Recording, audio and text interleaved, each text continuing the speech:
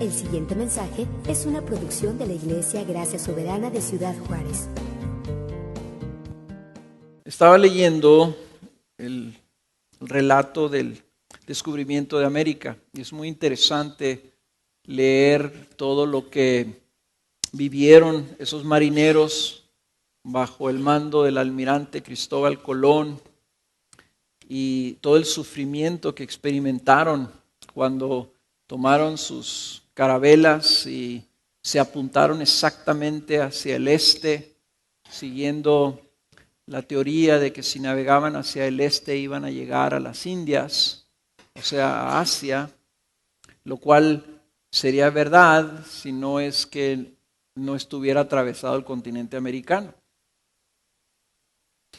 Pero lo que me llamó la atención, y creo que por lo que lo quiero mencionar ahorita, es que llegó un punto donde los marineros estaban a punto de agarrar a Cristóbal Colón y echarlo al mar, de agarrar sus carabelas y darles las vueltas y regresarse. Tenían hambre, estaban desconcertados, estaban angustiados, pensaron que se iban a morir todos, se les acabaron los alimentos, o sea, estaban enfermos, ya no sabían qué hacer, navegaban y navegaban y navegaban y no llegaban a ningún lado.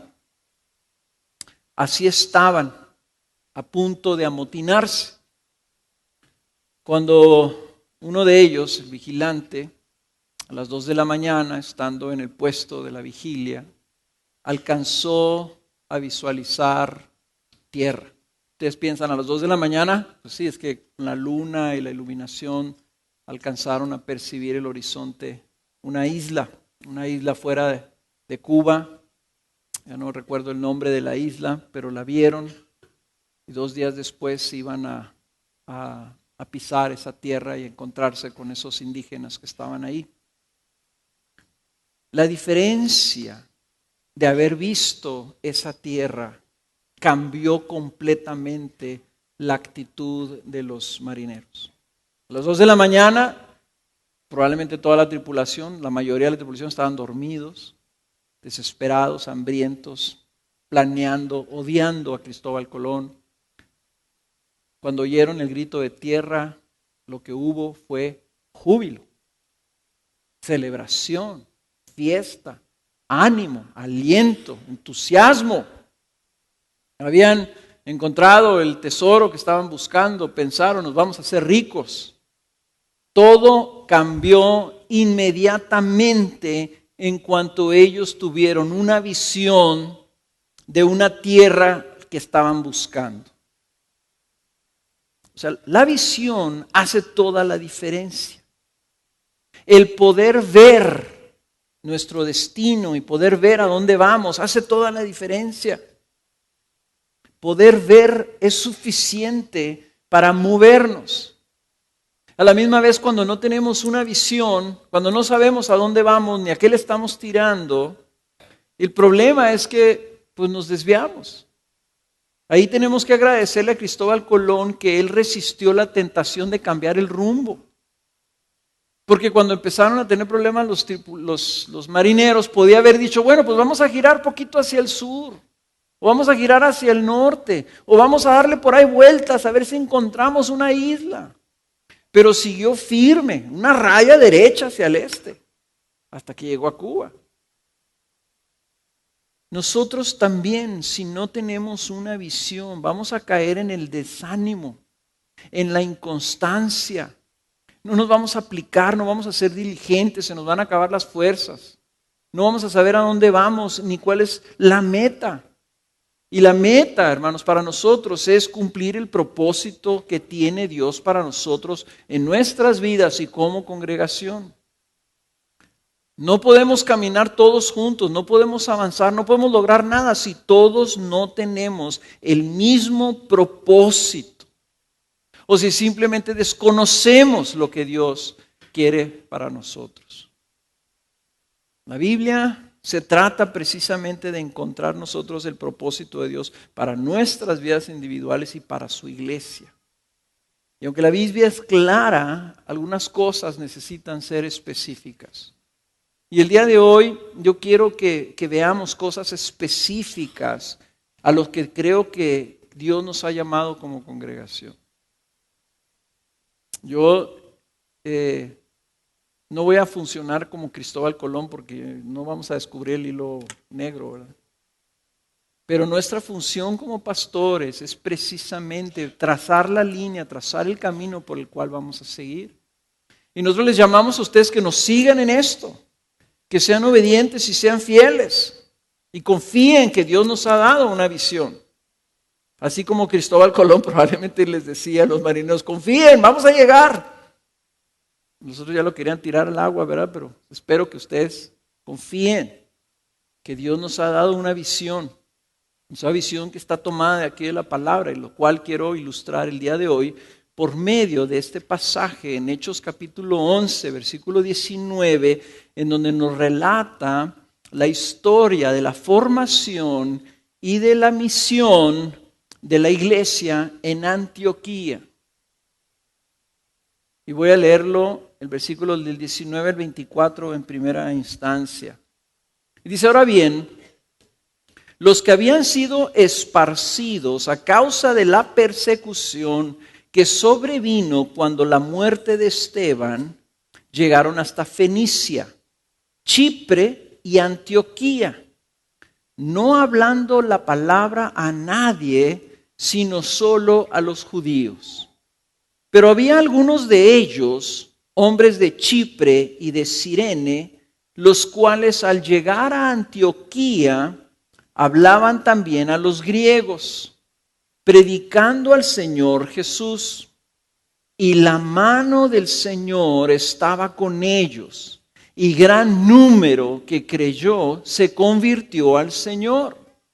Y la noticia de esto llegó a oídos de la iglesia de Jerusalén, y enviaron a Bernabé a Antioquía, el cual, cuando vino y vio la gracia de Dios, se regocijó y animaba a todos para que con corazón firme permanecieran fieles al Señor.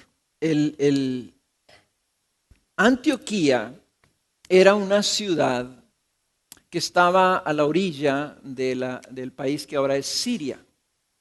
Antioquía era una ciudad que conectaba el mundo árabe, o sea, de ahí para abajo, Siria y Israel y Líbano, y todos estos países árabes, ¿verdad?, conectaban con el mundo occidental que representaba Turquía y Grecia y Roma, se conectaban por esta ciudad de Antioquía. Era una ciudad muy importante. En el Imperio Romano era la tercera ciudad más importante del imperio. Ahí llegaron los hermanos. Venían esparcidos. Lo primero que quiero que vean es que Dios de alguna forma estaba empujando a la iglesia a que se desparramaran por todos lados. Aquí la motivación de expansión que siguió la iglesia empezó por medio de la persecución que se desató en Jerusalén cuando cuando martirizaron a Esteban. De ahí se desató una persecución contra los cristianos, que en Jerusalén los cristianos empezaron a esconder y muchos de ellos empezaron a regresar a sus países. Entonces ese proceso de expansión fue movido por el Señor. Fue movido por el Señor por medio del sufrimiento. Y fueron obligados a salir. Entonces aquí dice que algunos de ellos empezaron a regresar y fueron a Fenicia. Fenicia está al sur de Jerusalén, hacia el mar Mediterráneo. Chipre, que es una isla que está al sur de Turquía. Y Antioquía, que es esta ciudad que está enfrente de Chipre, ¿verdad?, pegadito ahí a Asia. Entonces dice que llegaron estos hermanos y empezaron a llegar ahí, pero venían, como eran judíos, venían con esta mentalidad de hablarle a los judíos. Pero el Señor tenía otro propósito. El Señor tenía un propósito de la expansión de su palabra. Y ya se los había dicho a ellos, Vamos a empezar la siguiente semana en el capítulo 1, donde el tema principal de ese capítulo es esta palabra que les dijo Jesús a sus discípulos: y me seréis testigos. Me seréis testigos. Van a dar testimonio de mí. ¿En dónde? En todo Jerusalén. Ahí empezó la iglesia. Luego se extendió a toda Judea, todo el reino judío, ¿verdad? Judea. Después se extendió a Samaria, o sea, Israel, donde estaban ya mezclados los judíos con otras culturas. Y dice, después hasta los confines de la tierra. El propósito y el mandato del Señor, dado en la gran comisión en Mateo 28, versículo 19, es: id pues y haced discípulos de todas las naciones. El propósito del Señor es mundial. El propósito del Señor es internacional. El propósito del Señor es ir. Eso es claro. Y la iglesia va cuando es movida a hacerlo. Y lo podemos hacer porque tenemos la visión del Señor y en obediencia vamos. O lo podemos hacer como a lo mejor tuvo que hacerlo el Señor por medio de la persecución, obligando a la iglesia a salir por medio de la persecución. ¿Qué hubiera pasado si no hubiera habido persecución? Tal vez la iglesia se hubiera estancado en Jerusalén. Se hubieran hecho una mega iglesia en Jerusalén y ahí se hubieran quedado. O tal vez por siglos se hubieran quedado el cristianismo solamente como una secta de los judíos, como era vista, ¿verdad?, en ese entonces. Entonces vemos nosotros que el Espíritu Santo, lo primero que vemos en este pasaje es esto: que el Espíritu Santo mueve a la iglesia a salir, a ir a otras culturas, a otras partes, a otras ciudades, a predicar el mensaje del Evangelio a gente que no conoce nada de él. ¿Por qué estamos en Arandas? Porque ahí muy poquita gente conoce de Cristo, poquitita gente, porque no hay iglesia. Y porque necesita ver un testimonio de Jesucristo, verdadero, cierto, bíblico. Y es lo que estamos tratando de hacer ahí en la zona de los Altos de Jalisco. La segunda cosa que vemos aquí es que le hablaron a los gentiles. Le hablaron, dice, también a los griegos. O sea, aquí los griegos no son la nacionalidad. No es la nación de los griegos, sino el tipo de gente. O sea, gente pagana, gente que no conocían la palabra de Dios. Para los discípulos, para la primera iglesia era mucho más fácil hablarle a los judíos. Eran compatriotas, tenían y conocían las escrituras, tenían lugares de reunión en sus sinagogas y en sus templos. Hablaban el mismo idioma, entendían la misma cultura. Y aunque los judíos resistían el evangelio, lo natural para la iglesia era hablarles a la gente que era similares a ellos. Es el primer paso. Hablarle a la gente que está cerca de nosotros, a la gente que tiene y entiende nuestro lenguaje. Sin embargo, dice, los de Chipre, o sea, los de esa isla de Chipre, que es una nación independiente, inclusive en la actualidad no pertenece a Turquía más que una partecita, ¿verdad? Los de Chipre, que son estos, es una nación ya no judía, sino son asiáticos, son mediterráneos, ¿verdad?, similares a la nación de Turquía. Y dice, y los de Cirene era una ciudad griega en África, en lo que es ahora Libia. Estos africanos, estos griegos africanos, llegaron a Antioquía y dijeron, ¿por qué no les hablamos a los griegos?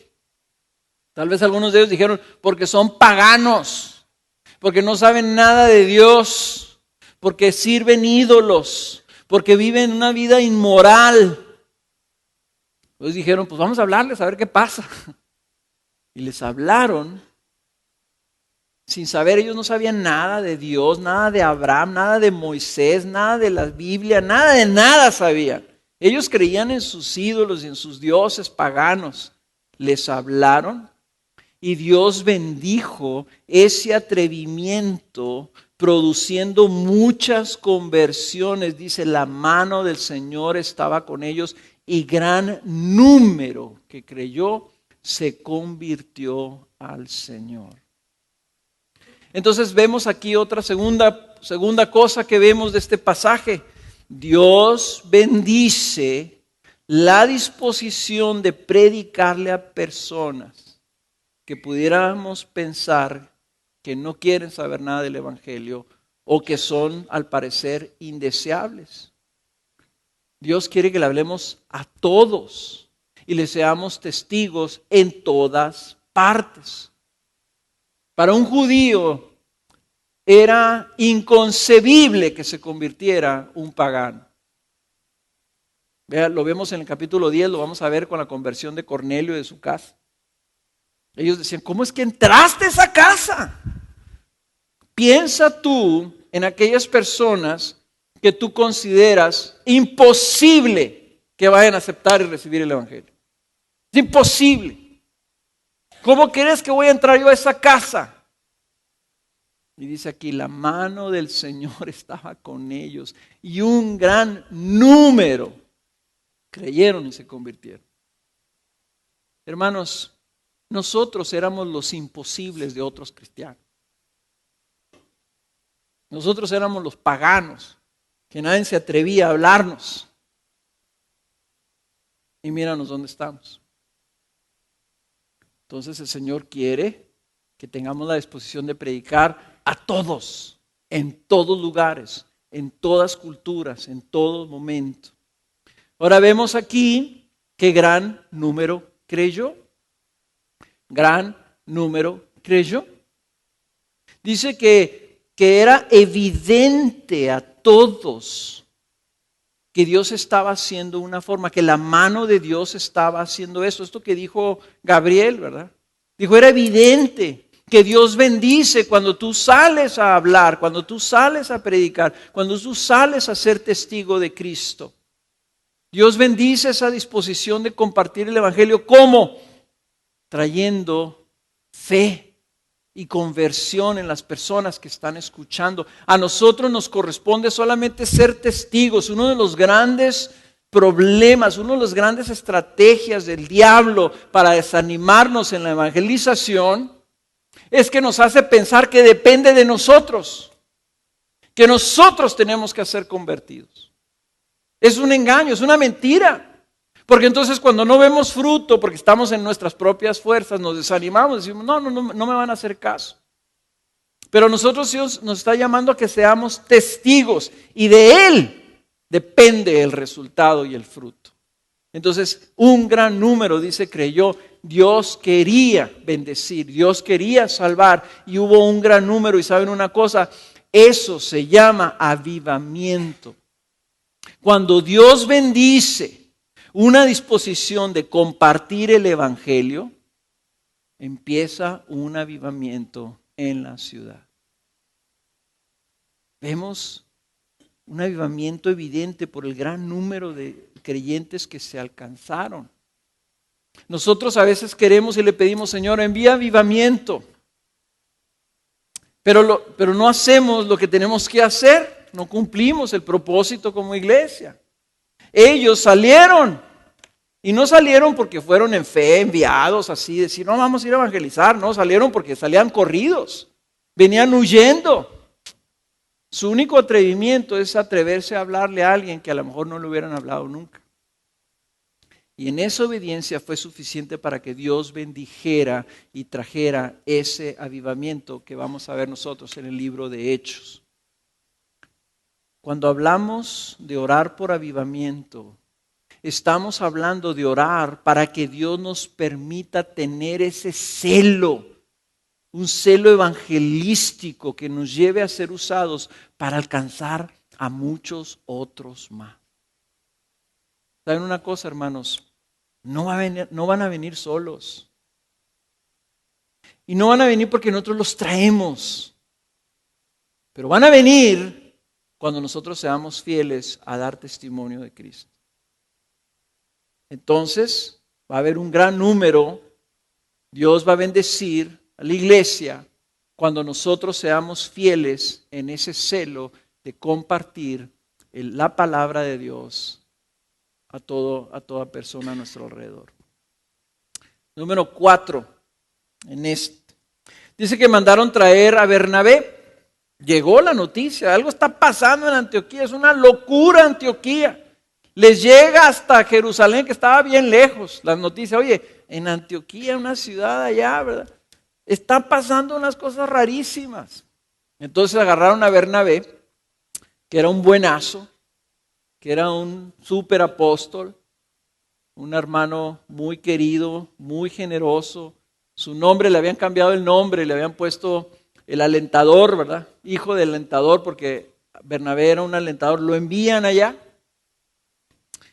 Y lo que ve Bernabé es la gracia de Dios obrando ahí. Fíjense lo que dice el versículo 23. Y él cuando vino, vio la gracia de Dios y se regocijó y empezó su ministerio, que era que animar a todos. Empezó a animar a la gente, dijo, órale, síganle, así van, adelante. Empezó a trabajar con ellos. Esa gracia de Dios era algo que se podía ver. ¿Y qué es ese favor? ¿Qué es esa gracia de Dios? Gracia significa favor. Significa algo que tú recibes, significa algo que viene de alguien más. Era un viento a favor. Es así como cuando tú estás en un mar o en un lago y tienes un velerito. Hay dos maneras de navegar en ese lago. Saca los remos y tú le vas empujando, ¿verdad? Ahí no hay gracia, ahí nomás hay esfuerzo. ¿Ok? Pero de repente viene un airecito, viene un viento de la velocidad y de la fuerza suficiente y infla la vela. Y empieza... Recoge los remos, los echas adentro de la lancha y lo único que haces tú es agarrar la vela y dirigirla porque va caminando solo el barco. Eso es gracia. Okay. Cuando tú le pones la mano a algo y prospera, había evidencia de que la iglesia estaba experimentando un avivamiento por la gracia de Dios que estaba ahí. Todas esas instancias donde la iglesia, todo lo que ponía su mano, funcionaba. Cuando el pastor decía, vamos a buscar santidad, todos buscaban santidad. Cuando decía, vamos a alabar a Dios, todos alababan. Cuando decía, vamos a orar, todos llegaban temprano a orar. Todos querían orar. Entonces, pues, ¿de dónde? Por la gracia de Dios. En otras palabras, cuando hay gracia, los incrédulos creen, los ciegos ven, los flojos se vuelven diligentes, los inconstantes se vuelven aplicados y constantes, los tacaños, ¿verdad? Y avaros se vuelven generosos. En otras palabras, las piedras se ablandan y la tierra seca da fruto. El avivamiento se caracteriza no solamente por ese gran número de conversiones, sino por la presencia de una medida extraordinaria de gracia. Entonces aquí podemos ver lo que no es avivamiento. Usualmente nosotros cuando hablamos de avivamiento, como si estuviéramos pidiendo una emoción nuestra, de sentirnos más padres, sentí la presencia de Dios, la alabanza, sentí bien bonito y no sé realmente qué es lo que piensas cuando escuchas avivamiento, ¿verdad? Como si fuera un poder de Dios, una manifestación de poder. Y yo creo que es un elemento de un avivamiento, pero no es el objetivo del avivamiento. Cuando la iglesia se mueve como se movió la primera iglesia, lo que se ve son conversiones. Cuando hay avivamiento de veras, lo que hay son conversiones, muchas. Radicales, genuinas. Los que creían que eran cristianos y que realmente no eran, se convierten. Okay. Los que nunca pensaste que se iban a convertir, los paganotes, se convierten. Okay. Conversiones radicales y genuinas. Empieza a haber mucho arrepentimiento de pecadores viniendo a Cristo. Esa es la primera señal de avivamiento. Y la segunda es que hay una medida extraordinaria del favor de Dios. Hay poder, pero hay un poder para buscar la voluntad de Dios. Hay una disposición. Cuando ha habido avivamientos, las iglesias empiezan a enviar misioneros para todos lados. La gente empieza a buscar servir a Dios de una manera extraordinaria, a obedecer a Dios de una manera radical, de servir, de obedecer, de caminar en santidad, de buscar de Dios. Entonces, el avivamiento viene cuando la iglesia hace lo que antes no hacía. Ora mucho, cuando antes no oraba. Confiesa sus pecados abiertamente, cuando aquí antes los ocultaba. Se humilla en lugar de exaltarse. Alaba con un entusiasmo que se desborda cuando antes alababa con desgano. Cuando sucede eso, hermanos, es porque hay un avivamiento. Pero yo quiero que veamos la conexión entre el avivamiento y la disposición de la iglesia de salir a predicar el evangelio. Ahora, no termina ahí la historia. Continúa en el versículo 25 y voy a leer hasta el final del capítulo, en el versículo 30, acerca de qué más pasó ahí. Y Bernabé, estando en Antioquía, era tanto lo que estaba pasando que se acordó de su amigo Pablo, que estaba por allá encerrado siendo discipulado porque era un bronco. Se acordó y dijo, aquí necesitamos broncos. Y fue y trajo a Pablo. Entonces dice, Bernabé salió rumbo a Tarso para buscar a Saulo. Y cuando lo encontró, lo trajo a Antioquía. Y se reunieron con la iglesia por todo un año. Y enseñaban a las multitudes y a los discípulos. Noten esa palabra. Los discípulos se les llamó cristianos por primera vez en Antioquía. Por aquellos días, unos profetas descendieron de Jerusalén a Antioquía y levantándose uno de ellos, llamado Agabo, daba a entender por el Espíritu que ciertamente habría una gran hambre en toda la tierra. Y esto ocurrió durante el reinado de Claudio. Los discípulos, conforme a lo que cada uno tenía, determinaron enviar una contribución para el socorro de los hermanos que habitaban en Judea. Y así lo hicieron, mandándola a los ancianos por medio de Bernabé y de Saulo. ¿Okay? Ahora les voy a pedir que se salten ahí el capítulo 12 y leen vuelta hasta el capítulo 13, donde continúa aquí la historia de la iglesia de Antioquía. Capítulo 13, versículo 1. Voy a leer hasta el 5. En la iglesia que estaba en Antioquía había profetas y maestros.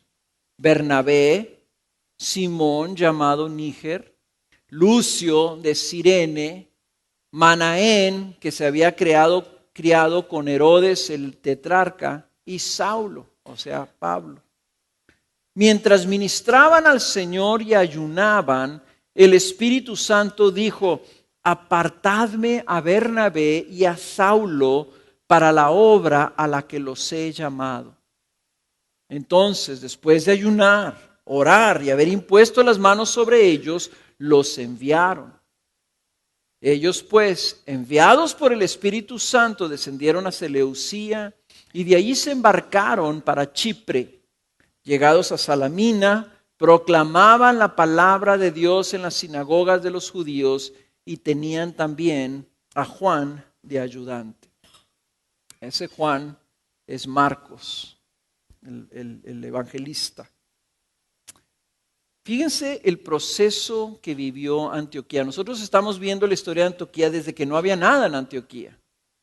Viene la palabra de unos, aquí a lo mejor fue Lucio, de los primeros fundadores que llegó y empezó a predicar ahí. Empezaron a convertir miles. Mandaron, los apóstoles mandan a Bernabé. Bernabé empieza a ministrar ahí, dice, esto es mucho. Voy a traer a Saulo que me ayude. Trae al apóstol Pablo a que lo ayude. Y están ahí y están discipulándolos al punto que ya después era tan evidente que el crecimiento que fueron llamados cristianos, ahí seguidores de Cristo. El proceso de crecimiento fue en todos los aspectos. Número uno, crecieron en número. Fueron muchos los convertidos, eso ya lo vimos. Número dos, crecieron en dones. Fíjense cómo dice que había profetas y maestros en el capítulo 13. Empezó a haber dones, empezó a haber muchos ministerios, se agregaron líderes, se levantaron profetas, se levantaron maestros. Dios bendijo con dones a la iglesia. Número 3, crecieron en instrucción y aprendizaje. Tenían maestros y estaba Pablo y estaba Bernabé, estaba la iglesia siendo fiel, siendo instruida rápidamente por el más grande maestro en la historia de la iglesia, que ha sido el apóstol Pablo.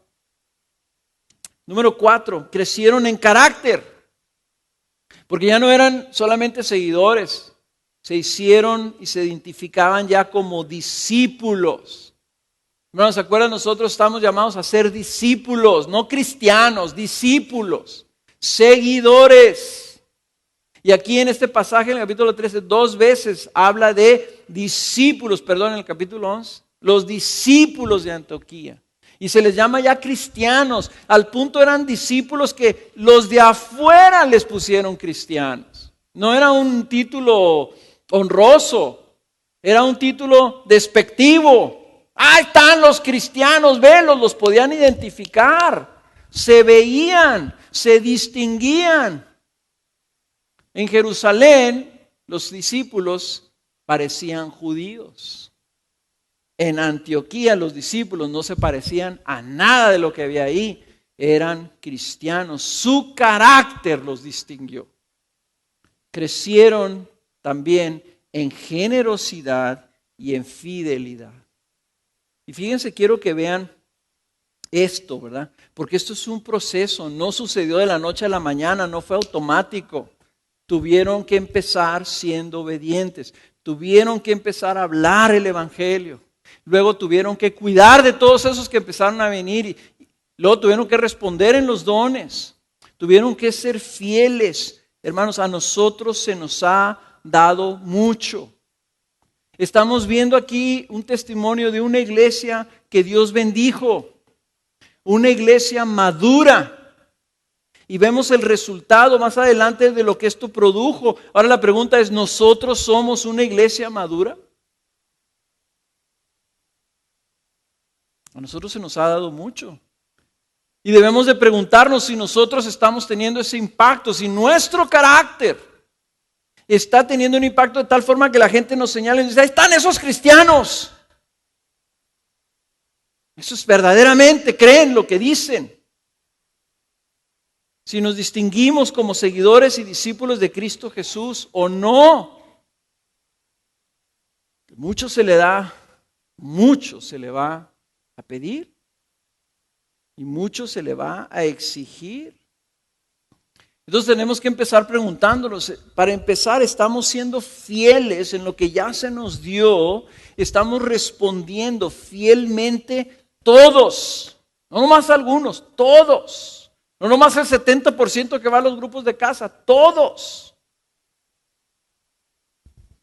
Ahí empieza nuestra misión. Ahí empieza la visión de lo que tenemos que ser. Cuando ellos estaban ahí, creciendo, siendo discipulados, Dios prueba su fidelidad. Fíjense cómo viene esto del anuncio de una hambruna. Viene por medio de un profeta. El que les dijo eso fue Dios. Dios envió un profeta para hablarles y decirles, hey, viene un hambre. Para probar si como discípulos tenían el corazón de la iglesia. Y ellos no respondieron diciendo, ay, qué mala onda, vamos a orar por los hermanos de Judea, Señor, provéeles. No dijeron, no, pues ese no es nuestro problema, ¿verdad? Nosotros ni judíos somos. Esos no son nuestros compatriotas. Hay que mandar cartas a todos los judíos para avisarles. No, ellos dijeron, nosotros, según cada uno tenga, vamos a dar de lo nuestro para bendecir y para ayudar a la iglesia que está en Judea para que ellos no pasen hambres durante esta hambruna. Actuaron como hermanos y sacrificialmente y generosamente dieron de lo que cada uno tenía. Respondieron para atender las necesidades de la iglesia. Fíjense que ahorita ellos no están sacrificando nada para afuera. Están todavía en el proceso de que están creciendo como iglesia. Viene una necesidad y ellos dicen, órale, ahí está. Bendicen a la iglesia. ¿Ok? Dios los estaba preparando.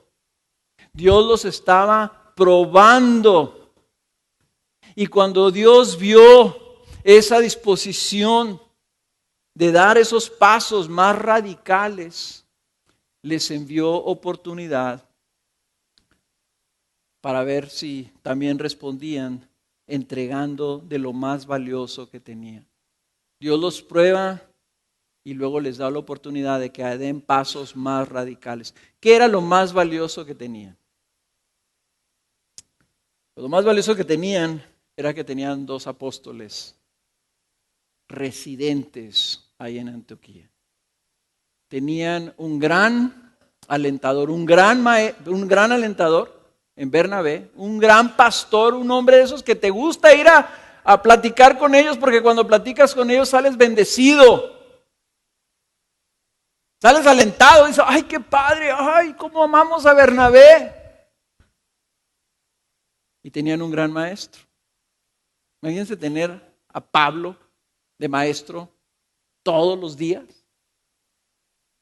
Este no tenía acabose, ¿verdad? Predicaba hasta la medianoche, la gente se quedaba dormida y se caía ahí. Pablo podía predicar toda la noche.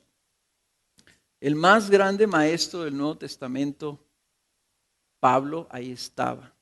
Y eso es lo que el Espíritu Santo les pidió. Y noten que a ellos no se les ocurrió. Dice, el Espíritu Santo dijo. Dios directamente les dijo, hey, ¿saben qué? Pablo y Bernabé, échemelos para acá. Quiero que vean eso. Fue Dios.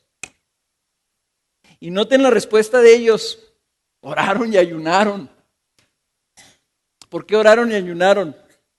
Porque yo creo que todos los líderes y todos los pastores que estaban ahí dijeron, ay, es que vamos a ponernos a orar y vamos a ponernos a hallar.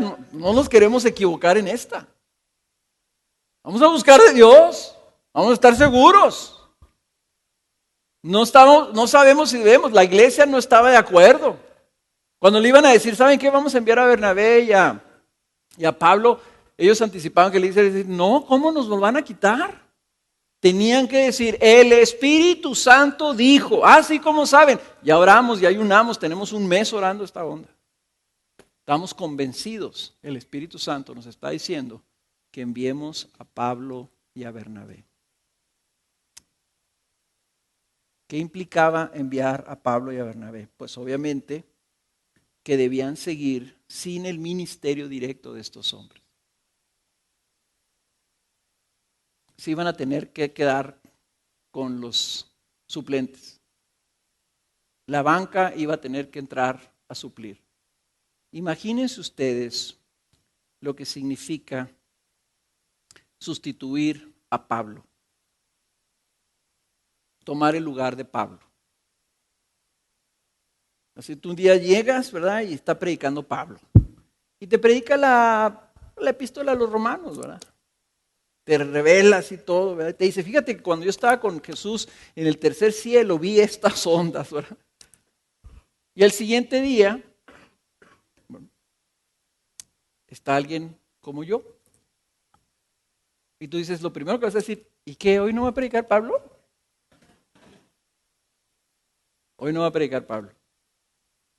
Hoy para la siguiente semana sí. No, tampoco la siguiente semana. Es más, no sabemos cuándo lo vamos a volver a ver. Te vas a tener que quedar aquí. Y la fila, allá donde está Juan formado, la fila donde todos los que quieran irse con Pablo, se pone bien larga de repente, ¿verdad? ¿Qué implica que ellos enviaran a Pablo y Bernabé? Implica que cada uno en esa iglesia tenía que ir progresando en su propio ministerio. Así como Pablo pasó de ser un discípulo bronco que andaba provocando pleitos en la plaza, pasó a ser un gran maestro y un gran pastor. Y aquí Pablo, de ser pastor de esa iglesia, está pasando a ser un apóstol a todo el mundo, al punto que nosotros todavía estamos leyendo lo que escribió este hombre. Entonces, cuando ellos salieron, otros tenían que tomar su lugar. Y la iglesia tenía entonces que progresar a recibir y a crecer en base a lo que estaba recibiendo de otros, tal vez de Lucio, ¿okay? O tal vez de este que le decían el Níger, ¿okay? Africano también, Simón,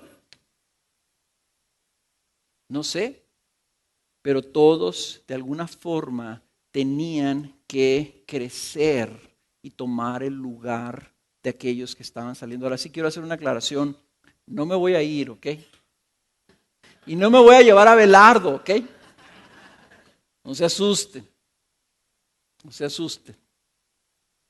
Pero la segunda cosa que implicaba es que también tenían que sostenerlos ahora. Adquirieron un compromiso con ellos al enviarlos. Fíjense que dice que fueron enviados. No dice que fueron despedidos, fueron enviados. Quiere decir que llevaban una misión, una comisión, y al enviarlos se comprometieron a suplirles y a sostenerlos para que llevaran a cabo ese propósito. O sea, Antioquía era la base, Antioquía era la iglesia enviadora. Y no los dejaron, no nomás dijeron, bueno, pues a ver cómo les va, ahí lo vemos. No, dice, oraron por ellos y los enviaron. Cuando tú envías a alguien, se le asigna lo necesario para que lleven a cabo la comisión que le estás asignando, ¿verdad? Ahora, también implicaba que con todo lo que hiciera Bernabé y Saulo saliendo a las naciones, iba a afectar la vida de Antioquía. Entonces, Antioquía no solamente recibía los reportes, sino que Pablo los iba ligando y los iba conectando con todas esas iglesias que iba fundando. Entonces ahí en Chipre empezó una iglesia y les mandó a decir, hey, ya tenemos hermanos en Chipre, procúrenlos. Iba haciendo como que iba abriendo camino. Y después vemos en el Nuevo Testamento que esos caminos misioneros estaban los hermanos circulando por todos lados. Y cuando en Chipre necesitaban ancianos, tal vez de Antioquía, enviaron para allá. Y después avanzaron mucho más y se fueron hasta las orillas allá de Turquía en Asia, ¿verdad? Y llegaron a los colosenses y llegaron a los de Tesalónica y llegaron a los de Pérgamo y llegaron a los de Esmirna y llegaron a todos lados. Entonces, de Antioquía empezaron a salir y empezaron a recibir ahora nuevas relaciones y nuevas oportunidades. Pablo y Bernabé, dice, salieron a predicar la palabra de Dios. Y el Señor se encargó de hacer el fruto. Podían haber salido a predicar y que no sucediera nada.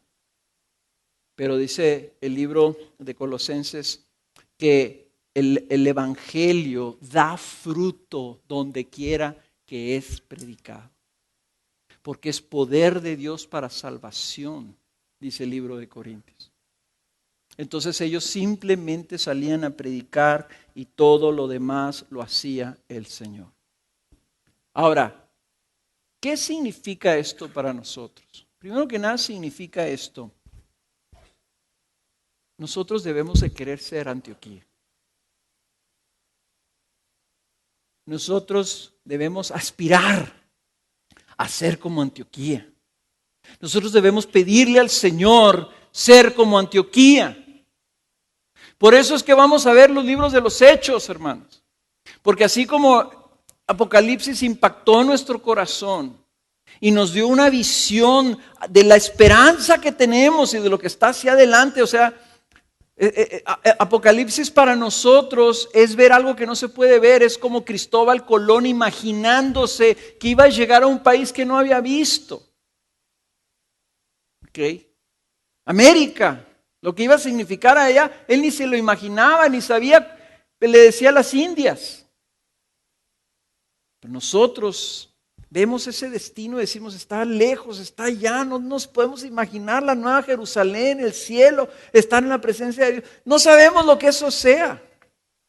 Pero así como ese vigilante, como ese vigía arriba de una carabela de su puesto, vio y dijo, tierra, puedo ver ahí una islita. La islita para nosotros es Antioquía. Y esa visión debe llevarnos, la visión que veamos aquí en el libro de Hechos, a caminar, a ir y a buscar que suceda entre nosotros ese avivamiento que vemos en el Nuevo Testamento. Buscarlo con atrevimiento y con sacrificio y dejar nuestra comodidad y vivir para su reino y propósitos. Hermanos, nosotros podemos ir porque amamos a Cristo y queremos que se cumplan sus propósitos. O podemos ser esparcidos. Yo prefiero ir. Yo prefiero ser enviado. Yo prefiero que el Espíritu Santo diga, apártame a Juan y a Pepe. Sin agraviar a Juan y a Pepe que está aquí, ¿verdad? Pero a lo mejor el Espíritu Santo dice, apártame a Juan y a Pepe. ¿Ok? Nosotros podemos buscar ese avivamiento. Si nosotros salimos, nosotros podemos ver esa respuesta de parte de Dios. Ahora, ¿cómo lo podemos hacer? ¿Cómo podemos empezar? No nos ha hablado el Espíritu Santo todavía. No hay todavía una hambruna que tengamos que responder. ¿Cómo podemos empezar? ¿Cómo podemos avanzar en esa visión de llegar a ser como una iglesia misionera como Antioquía? Primero, siendo fieles en lo que ya tienes por delante, en lo que tienes delante de tus ojos. No pienses en las misiones si no estás cubriendo tu propio hogar. ¿Ok? No pienses en ser llamado si no estás siendo fiel en tu propia iglesia. No pienses en ser usado si no estás siendo fiel en lo poco. Ahí es donde se empieza.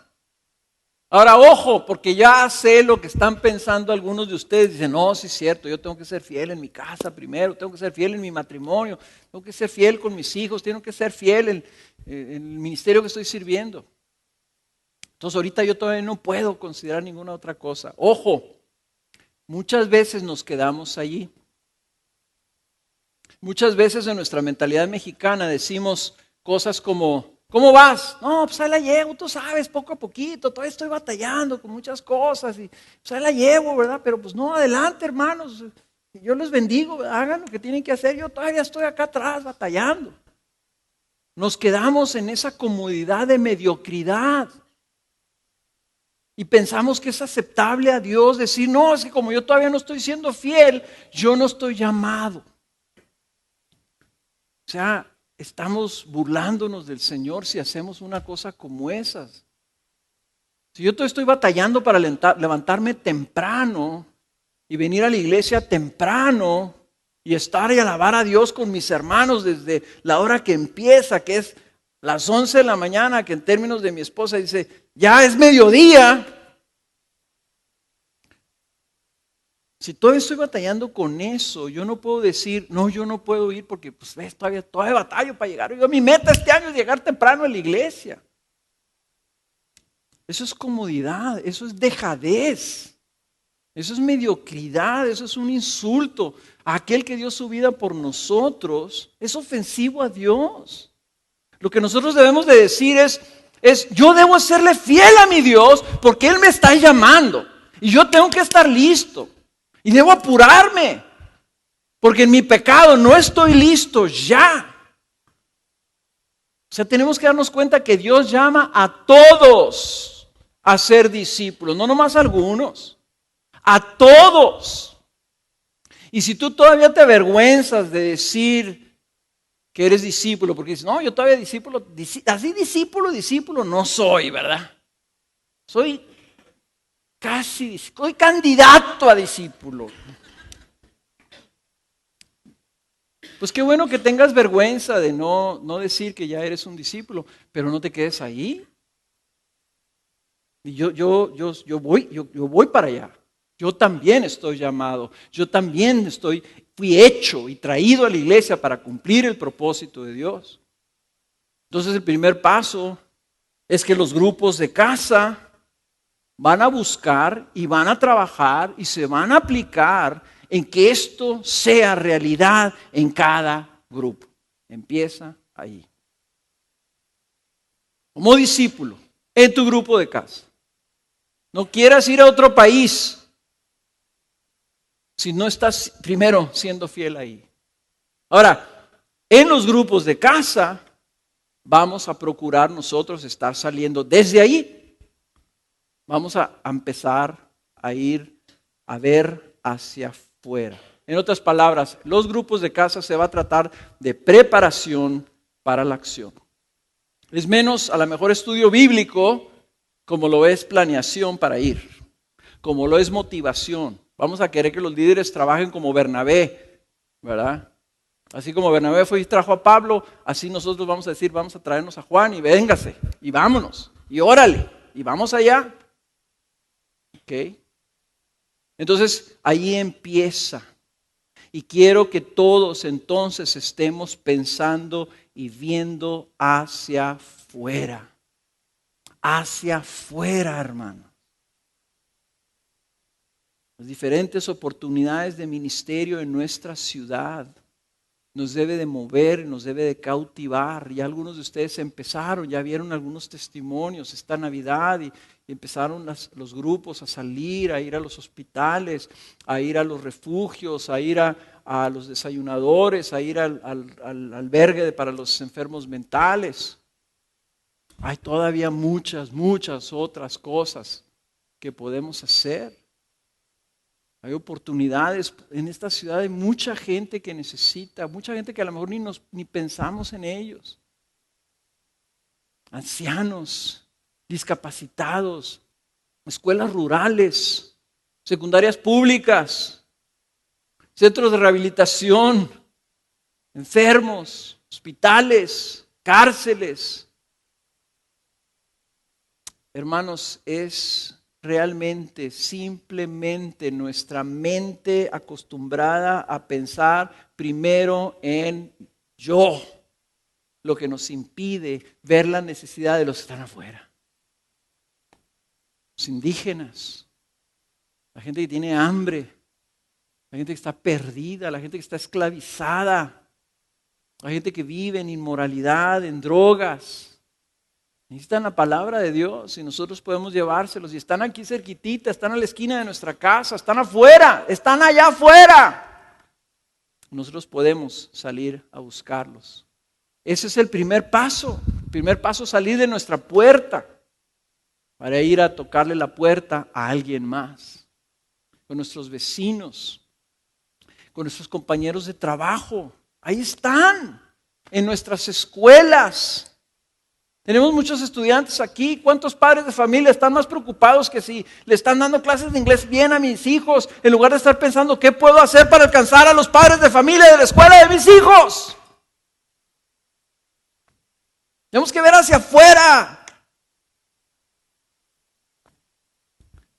Hermanos, en lugar de estar pensando cuál es la próxima película que va a salir, jóvenes, estén pensando qué puedes hacer para alcanzar a algunos de los que están ahí contigo en tu salón de clases.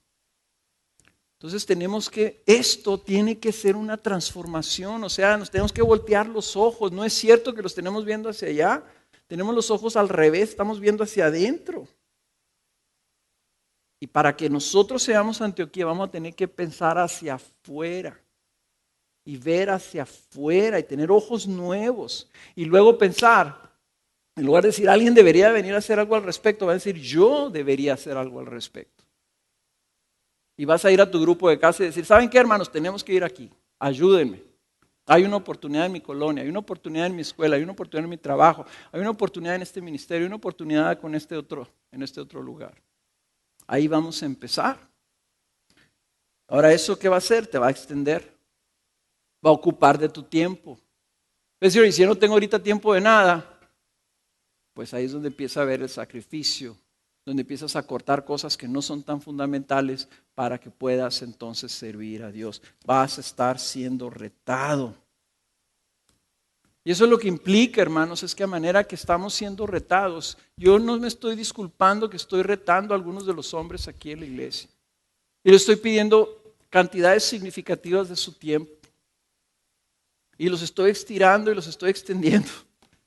Y le doy gracias a Dios que son muchos de sus líderes, son hombres bien valientes y bien dispuestos y están dando ese tiempo, y están dando esa disposición. ¿Por qué? Porque para eso estamos llamados. ¿A qué vamos a dar? ¿Qué más vale la pena dar nuestras vidas? Pablo nos habló bien clarito. Busca primero el reino de Dios, extiéndete y Dios se va a encargar de todo lo demás. Pero haz tesoros en el cielo y deja que el Señor entonces te haga rico allá, en lugar de estar buscando aquí tu comodidad y tu placer. Entonces podemos nosotros empezar ahí. Segundo paso, vamos y debemos empezar a estar pensando afuera. A pensar, hemos plantado una iglesia en Arandas. Primero plantamos El Paso, luego Aguascalientes, primero Tijuana, luego El Paso, luego Aguascalientes, ahora Arandas. No saben ahora la cantidad de personas que nos están diciendo, ¿por qué no plantan una iglesia aquí? ¿Por qué no plantan una iglesia allá? Acabo de platicar con un pastor en España que me dice, hermano, mi única frustración es ¿qué les pasa a ustedes los de Gracia Soberana? No hay ni una sola iglesia en España. No, le dije, pues no hay. Yo te podía haber dicho eso, no hubieras tenido que buscar, ¿verdad? Dice, ¿por qué? ¿Qué les pasa? Necesitamos que ustedes planten una iglesia acá. ¿Qué les digo? ¿Saben qué les dije? Le dije, ¿sabes qué? Voy a orar y le voy a pedir que me dé el Señor gente para enviártela. Ayer estuve otra hora platicando con unos pastores en Costa Rica. Hermanos, ¿qué pasa? Ayúdenos, envíenos. ¿Qué le digo? No, es que estoy todavía batallando en Juárez. Mira, mi meta para este año es que la gente llegue a tiempo a la iglesia. ¿Qué creen? Me colgarían. En ese momento me cuelgan el teléfono y estamos perdiendo el tiempo con este tipo. O sea, y desgraciadamente, ¿verdad? O sea, me apena porque este mensaje está siendo grabado y va a ser puesto en esa página web y les leí el otro día la lista. Yo creo que en todos los países de Latinoamérica hay personas que están viendo el mensaje. Y se están dando cuenta que Gracia Soberana de Ciudad Juárez no es la Gracia Soberana que ellos están imaginando. Pero deberíamos serlo. Y quiero que seamos esa iglesia de Antioquía. Y esa es nuestra visión. Entonces, nosotros estamos tratando de ampliarnos y estamos tratando de ser generosos. Ahorita María decía, hermanos, ahí en su sobre está su oportunidad de apoyar las misiones. ¿Y qué estamos haciendo? Estamos haciendo cosas que a lo mejor no se ven, como apoyar a Cristian en Aguascalientes. Y Cristian es un joven con 3 niños chiquitos que tiene un llamado para ser un pastor y está siendo entrenado, está trabajando tiempo completo, pero nosotros le ofrecimos un sueldo para que él pudiera dejar su trabajo y se pudiera meter a ser discipulado y a ser entrenado. Y le estamos pagando. Porque si Cristian no está ahí, entonces Elías Reyes, que es el pastor que plantó esa iglesia, que tienen ya no sé cuántas cientos de personas ahí, entonces Elías no podría ir a Arandas a apoyar a Carlos Alberto. Lo cual está haciendo regularmente. Y solo Carlos Alberto ahí en Arandas se desanimaría y se desalentaría, pero sin embargo ahora tiene un hermano que está 2 horas y media que puede ir a visitarlo y puede recibir instrucción y ayuda de parte de él. Entonces por eso estamos apoyando a Cristian. Y ahí hay pastores futuros y jóvenes llamados que también algún día tal vez estemos apoyando. Estamos apoyando a Carlos Alberto. ¿Por qué? Porque esa iglesia nuevecita en esa tierra dura que es los Altos de Jalisco, aún no tiene la capacidad de sostener a su pastor. Pero la buena noticia es que la iglesia sí está cubriendo sus necesidades de la iglesia en sí. Así que nosotros solamente estamos cubriendo una parte del sueldo de Carlos Alberto y nos está aquí ayudando nuestros aliados de la Iglesia de Misión de Gracia. Ahora el Señor le abre la oportunidad a Andrés a ir a Dominicana. Ya recibió su visa y va a salir el próximo 20 de enero. El siguiente domingo es el último domingo de Andrés aquí en la iglesia. Lo vamos a enviar. No lo vamos a despedir, lo vamos a enviar. Y aunque es mi hijo, hermanos, pero yo quiero que ustedes tengan esta visión. Nosotros podemos enviar a alguien o podemos despedir a alguien. No porque sea mi hijo, sino porque nosotros necesitamos hombres. Yo quiero que nosotros lo enviemos con una comisión a ir a aprender, a ir a capacitarse, a ir a equiparse, a ser discipulado, a ser obediente, a ser fiel, para que regrese a ser parte de la visión que Dios nos dé. No a despedirlo, que te vaya bien, nos vemos, ahí nos platicas. No, vamos a estar pendientes. Andrés, ¿cómo te podemos ayudar? Andrés, ¿qué necesitas? Andrés, ¿cómo podemos alentarte? ¿Verdad? Los pesos dominicanos no sé cuánto valgan. Pero la idea es que Andrés vaya y sea sostenido para que él siga su capacitación y su entrenamiento. Y Andrés nos irá diciendo cómo lo podemos apoyar y será una oportunidad adicional de tener otro hombre allá afuera que está siendo preparado. Ahora, algunos están siendo llamados para ser enviados y yo quiero alentar y animar a algunos de ustedes que se han estado acercando durante estos últimos meses y nos están diciendo, yo soy ingeniero, pero no quiero ser ingeniero el resto de mi vida. Yo quiero servir a Dios y quiero servir a la iglesia. Carlos, ¿cómo lo puedo hacer? Y queremos darles oportunidades, queremos abrir puertas, queremos encontrar proyectos en donde ustedes puedan empezar a servir a Dios de una mayor manera. ¿Sabes qué? No asumas que tu llamado es ser ingeniero. Yo también estudié en una universidad, yo también tengo un título en ingeniería. Eso es ni siquiera una profesión. Es algo que sabes hacer. Sabes sumar y restar con numeritos y con letritas. Ok.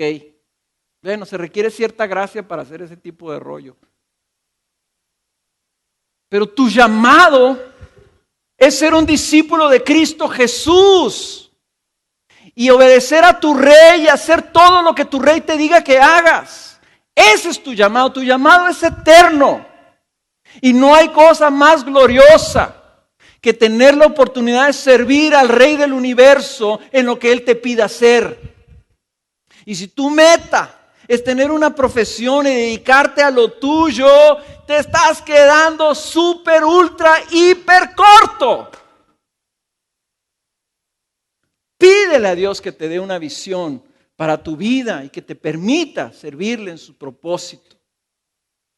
Tu profesión es secundaria, completamente secundaria, ni siquiera entra en la categoría. Y no estoy diciendo que si tú eres ingeniero y trabajas en una empresa y ahí tienes tu trabajo y tu puesto, que seas un ciudadano de segunda clase. Lo que quiere decir es que si eso es todo lo que hay en tu vida, te estás quedando corto. Porque no estás viviendo para acumular tesoros en el cielo. No estás viviendo para que cuando llegues allá, Cristo Jesús te diga, bienvenido siervo fiel. Fuiste fiel en lo poco. Te voy a hacer ahora oportunidad de que estés sobre mucho. Te estás quedando corto. No tiene nada de malo ser doctor o oficinista o técnico, soldador o lo que seas. No tiene nada de malo. Pero date cuenta lo que eso es. Así como Pablo, dime tú cuál fue el llamado de Pablo. ¿Hacer tiendas? Era su oficio, eso es todo lo que era. Y lo usaba para no ser carga para la iglesia. Su llamado era ser el apóstol a los gentiles. ¿Cuál es tu llamado? A lo mejor ser el apóstol de la maquila. O el apóstol del TEC de Monterrey. ¿Verdad? ¿Cuál es tu llamado? Pídele al Señor que te llame, que te prepare y te envíe. Qué hermoso es que estemos todos abiertos y deseosos de que el Espíritu Santo un día hable y diga, apártame a fulano de tal, y que ese fulano de tal esté listo y dispuesto y diga, estoy listo. Hágase tu voluntad en mi vida, Señor. No hay otro plan, hermanos, no hay otro propósito secundario. El propósito de Dios es la redención del mundo, es la formación de su pueblo y su familia para llevarlo a estar con Él para siempre. A eso debemos estar todos dedicados. Eso es lo más glorioso que hay. Te puedo asegurar, tú puedes tener todos los éxitos profesionales, yo los tuve, no satisfacen. Lo único que es glorioso es servirle a nuestro Señor. Entonces va a haber muchas otras oportunidades. Miren, ahora vamos a empezar a anunciar ya la conferencia de pastores que viene en mayo. El año pasado empezamos, este año le vamos a echar todos los kilos. Pero para poderlo hacer necesitamos de su ayuda, necesitamos de su cooperación. Porque algunos pastores no los podemos enviar, pero sí los podemos traer. Entonces yo les dije a estos hermanos de Costa Rica, pues miren, tal vez ahorita no los podemos enviar a nadie, pero sí los podemos traer a ustedes. ¿Por qué no se vienen?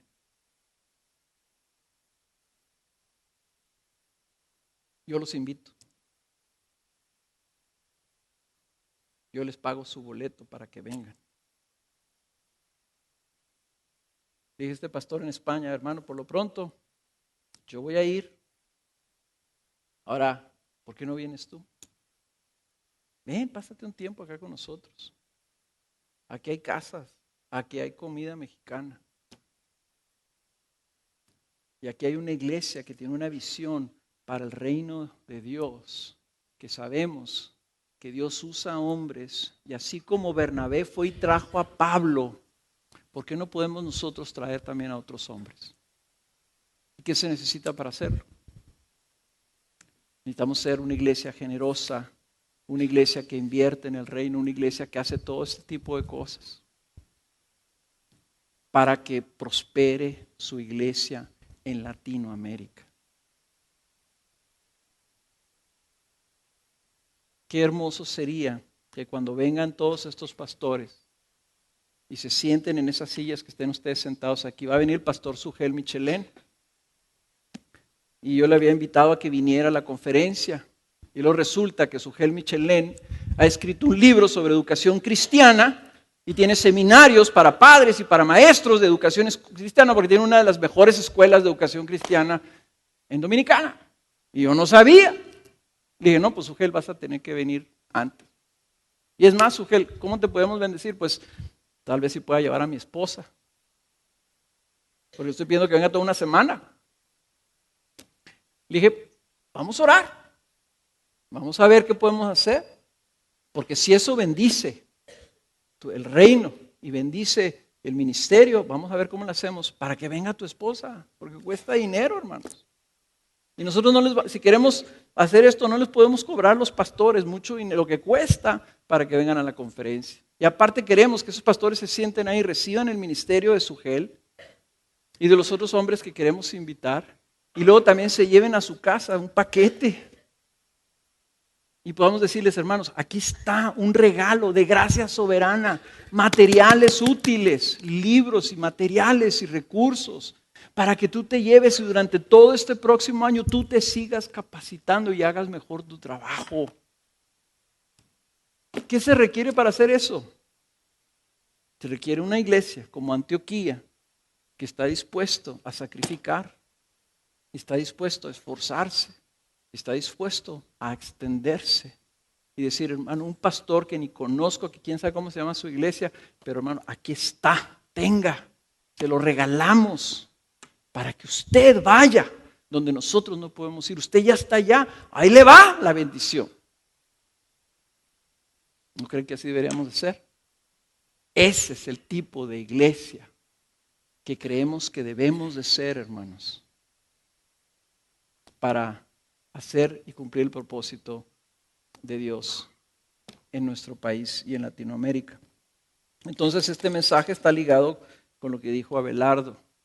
En estas próximas semanas, durante la serie de Hechos, les vamos a dar oportunidad y les vamos a estar retando en sus grupos y aquí en la iglesia en los domingos sobre oportunidades de dar, oportunidades de servir y oportunidades de ir. Oportunidades de dar, oportunidades de servir y oportunidades de ir. Para ser fieles como la iglesia de Antioquía. El siguiente mensaje es una producción de la Iglesia Gracia Soberana de Ciudad Juárez.